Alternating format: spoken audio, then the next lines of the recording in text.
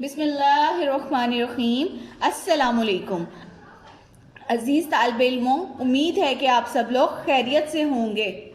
अजीज़ तालिब इल्मों, जैसा कि आपको पता है कि आपका थर्ड टर्म स्टार्ट हो गया है, तो आइए अब हम थर्ड टर्म के सबक नंबर 18 की दोहराई करते हैं कि सबक नंबर 18 में क्या दिया गया है। सबसे पहले सबक नंबर 18 का नाम है माहौल की सफाई। आइए इसके मकासिद तदरीस देखते हैं।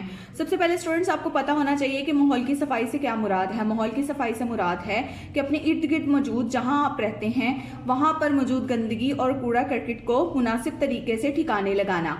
इसके अलावा हमें अपने इर्द गिर्द के माहौल को बहुत ज़्यादा साफ सुथरा रखना चाहिए और हत्तल इम्कान कोशिश करनी चाहिए कि गंदगी को ना फैलाएं, क्योंकि सफाई निस्फ ईमान का हिस्सा है।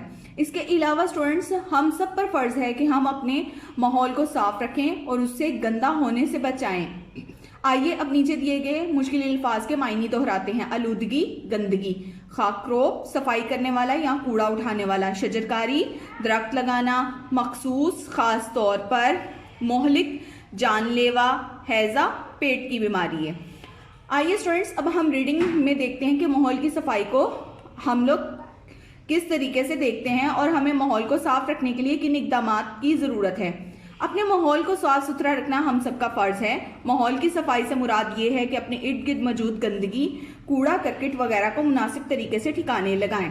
फैक्ट्रियों से निकलने वाले केमिकल्स पीने वाले साफ पानी को गंदा कर देते हैं, इसलिए इंतज़ामिया को चाहिए कि वो गंदे केमिकल्स को साफ पानी में शामिल होने से रोकने के लिए इक़दामात करे, यानी कि ऐसे काम करे जो इन फैक्ट्री के केमिकल्स से निकलते हैं पानी को गंदा करने के लिए, वो ना निकलें, ताकि लोग गंदा पानी पीने से पैदा होने वाली बीमारियों से महफूज रहें।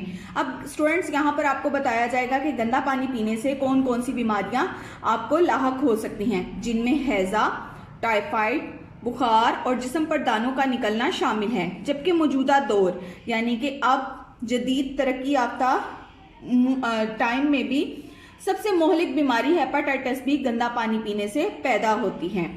ट्रैफिक के धुएं से बहुत आलूदगी पैदा होती है जो हमारा माहौल खराब करती है, इसलिए हमें चाहिए कि अपनी गाड़ियों की मुनासिब देखभाल करें ताकि वो कम से कम धुआं छोड़ें और हमारा माहौल साफ सुथरा रहे। स्टूडेंट्स, आप लोगों ने बहुत दफ़ा देखा होगा कि सड़कों पर धुआं छोड़ती गाड़ियाँ जो कि है हमारे लिए बहुत सी बीमारियों का सबब बनते हैं, जिनमें सबसे पहले हमें सांस की बीमारी लगती है। ट्रैफिक के धुएं से कार्बन डाइऑक्साइड, मोनोऑक्साइड और दूसरी जहरीली गैसें पैदा होती हैं। अब आपको ये बताया जा रहा है कि जो आपकी गाड़ियां ट्रैफिक मतलब धुआं छोड़ती हैं, वो कौन कौन सी गैसेस पैदा करती हैं जो कि इंसानी ज़िंदगी के लिए बहुत ही ख़तरनाक हैं, जिनसे सांस की बीमारियां जन्म लेती हैं और इंतहाई मोहलिक मर्ज कैंसर का सबब भी ट्रैफिक का धुआं है। माहौल को साफ सुथरा रखने के लिए हमें शजरकारी करनी चाहिए और ज़्यादा से ज़्यादा दरख्त लगाने चाहिए। आपको पता है कि दरख्त हमारे माहौल को साफ सुथरा रखते हैं, हमें ऑक्सीजन फराहम करते हैं और कार्बन डाइऑक्साइड गैस को जज्ब करते हैं। इसलिए हमें अपने माहौल को साफ रखने के लिए और आलूदगी को कम करने के लिए ज़्यादा से ज़्यादा शजरकारी करनी चाहिए।